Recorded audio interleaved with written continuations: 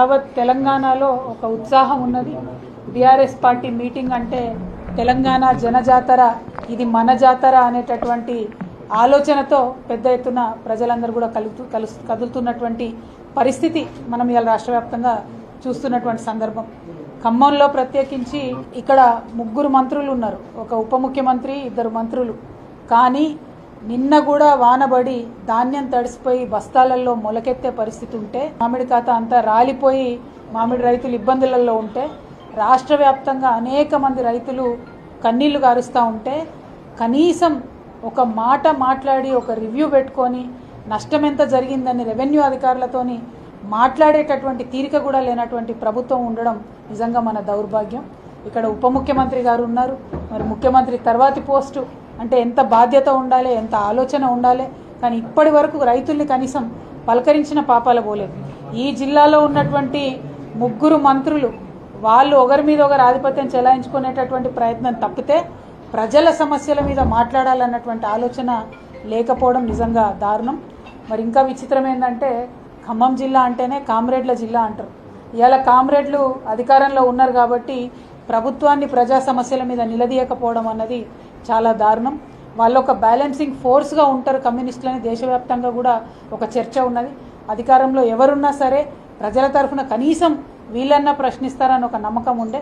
ఇవాళ ఖమ్మం జిల్లాలో మరి ఆ నమ్మకం వమ్మయ్యేటటువంటి పరిస్థితి వచ్చిందని చెప్పక తప్పదు.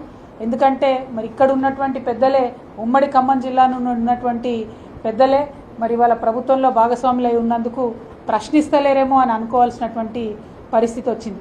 మీ అందరికీ తెలుసు, ఉమ్మడి ఖమ్మం జిల్లాలో తెలంగాణ రాష్ట్రం ఏర్పడ్డ కరెక్ట్ 9-10 నెలల్లో భక్త రామదాసు ప్రాజెక్టును మనం కన్స్ట్రక్షన్ చేసుకొని ఫినిష్ చేసుకొని 60,000 ఎకరాలకు నీళ్ళు ఇచ్చినటువంటి పరిస్థితి. కానీ ఇవాళ 15-16 నెలలైంది, ఒక్క కొత్త పథకం లేదు, ఒక్క కొత్త ఆలోచన లేదు. అంటే ముఖ్యమంత్రి గారు కూడా నిజంగా ఎంత దారుణం అంటే, నిన్నగాక మొన్న వాళ్ళ 2 అధినాయకుల మీద A1 A2 కేసు పెడితే వాళ్ళ కాంగ్రెస్ పార్టీ దేశవ్యాప్తంగా ధర్నాలు చేసింది, పిలుపునిచ్చింది. కానీ మన ముఖ్యమంత్రి గారే జామ్ జామ్ అని జపాన్లో పర్యటన చేస్తున్నారు తప్పితే కనీసం మరి వాళ్ళ ముఖ్య నాయకుల మీద ఇంత కేసులు అయితే ఒక ట్వీటు లేదు, ఒక పోస్టు లేదు.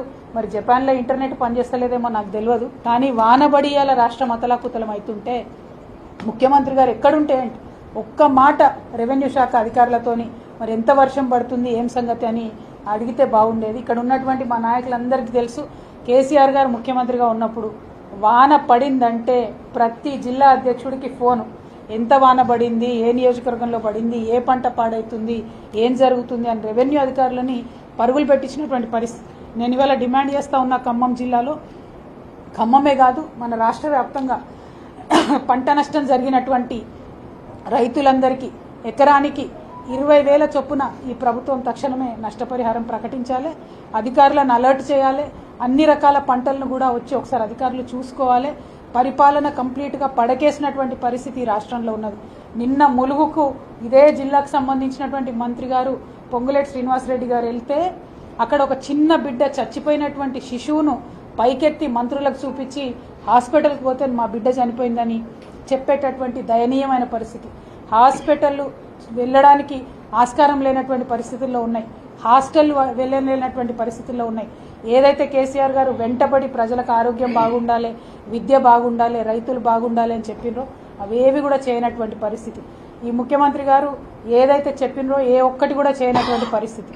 రైతు బంధు టకీ టకీ టకీ అని 31 లోకలు వాడుతుంది అన్నారు, 31 అయిపోయింది. మరి ఏప్రిల్ సగం నెల అయిపోయింది, సగం మందికి ఇంకా రైతు భరోసా రానేలేదు. రైతు రుణమాఫీ సంపూర్ణంగా చేసినామని చెప్పి ఘోరమైన అబద్ధాలు చెప్తున్నారు. ఇంతవరకు రైతు రుణమాఫీ 60% మందికి కాలేదనేటటువంటి వాస్తవం.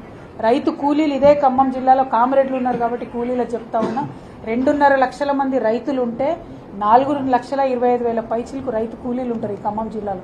కానీ ఆ రైతు కూలీలకు పెడతా అన్న ఆత్మీయ భరోసా పథకం ఏదైతే ఉందో హోర్డింగ్లకి అడ్వర్టైజ్మెంట్లకి తప్పితే ఇంతవరకు ఎవరికైనా ఒక కూలీని బలకరించి నీకు ఆత్మీయ పథకం వచ్చిందా అంటే రాలేదని చెప్పే పరిస్థితి.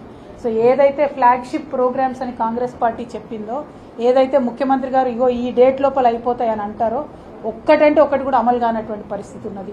సో అల్టిమేట్గా ఈ ప్రభుత్వం మాటల ప్రభుత్వం తప్పితే చేతల ప్రభుత్వం కాదు. ఈ ప్రభుత్వం ప్రజల మన్ననలు కోల్పోయింది. దీనివల్ల తెలంగాణ రాష్ట్రం తిరోగమన దిశలో పోతున్నది కాబట్టి ప్రజలందరూ కూడా దయచేసి ఆలోచన చేసుకోవాలి. ఎక్కడికక్కడ ప్రభుత్వాన్ని, ప్రభుత్వం యొక్క ప్రతినిధుల్ని నిలదీయాలి. మా ప్రతిపక్షం ఏదైతే చక్కగా నిలదీసేటటువంటి పాత్ర పోషిస్తున్నదో మమ్మల్ని ఎంకరేజ్ చేయండి. ఈ 27వ తారీఖు నాడు 25 వసంతాల బీఆర్ఎస్ పార్టీ పండుగ జరుగుతూ ఉన్నది. దీనికి ఖమ్మం జిల్లా ప్రజలు, ప్రజాస్వామ్యవాదులు అందరికీ కూడా మేము ఆహ్వానం పలుకుతా ఉన్నాం. పెద్ద ఎత్తున వచ్చి హాజరవ్వవలసిందిగా మీ అందరినీ కూడా రిక్వెస్ట్ చేస్తున్నాం. Thank you. జై తెలంగాణ.